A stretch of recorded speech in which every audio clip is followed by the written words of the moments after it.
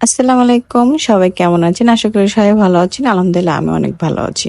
তো আজকে রান্না করব হচ্ছে কচু আর হচ্ছে বল মাছ। এটা সুন্দর করে কষিয়ে রান্না করব আর হচ্ছে মাংস।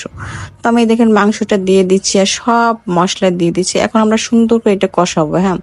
একদম কষাইতে কষাইতে লাল লাল কালার হয়ে যাবে। তেলটা উপরে ভেসে উঠবে তখন আমরা পানি দেবো। তাই দেখেন আমাদের কচু আর বল মাছ রান্না হয়ে গেছে। এটা হচ্ছে কচু, হ্যাঁ, দেশের থেকে আম্মু পাঠাইছে। অনেক সফট হয়েছে কচুটা। তো আমাদের দেখেন মাংসটা কতটা সুন্দর কষিয়েছি, একদম লাল লাল কালার হয়ে গেছে। এখন আমরা পানি দিয়ে দেব। তো আমরা গরম পানি দিয়ে দিচ্ছি। এই তো আমাদের রান্না শেষ। তো আমি এক প্লেটে ভাত নিচ্ছি, কচু নিচ্ছি, গরুর মাংস নিচ্ছি, টমেটো নিচ্ছি, মরিচ নিচ্ছি। তো এটা দিয়ে আমি এখন খাবো। তো সুন্দর করে এক নালা ভাত নিলাম। এত মজা হয়েছে, মানে কি বলবো, কচুটা অনেক মজা হয়েছে। আর এই দেখেন মাছটা কতটা ইয়ামি লাগতেছে দেখতে, দেখছেন? আর গরুর মাংস তো প্রতিদিন আমার থাকবে। গরুর মাংস ছাড়া আমার পেট ভরেই না। তো গরুর মাংস এক পিস থাকলেও থাকবে।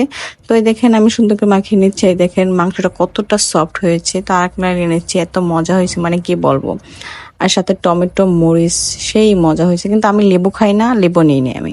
তো আমার হাতের রান্না যারা খেতে চান অবশ্যই কমেন্টে জানাবেন, আপনাদের দাওয়াত করবো আমি, হ্যাঁ।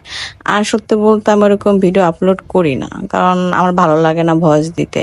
ভিডিও করতে পারি। আল্লাহ হাফেজ।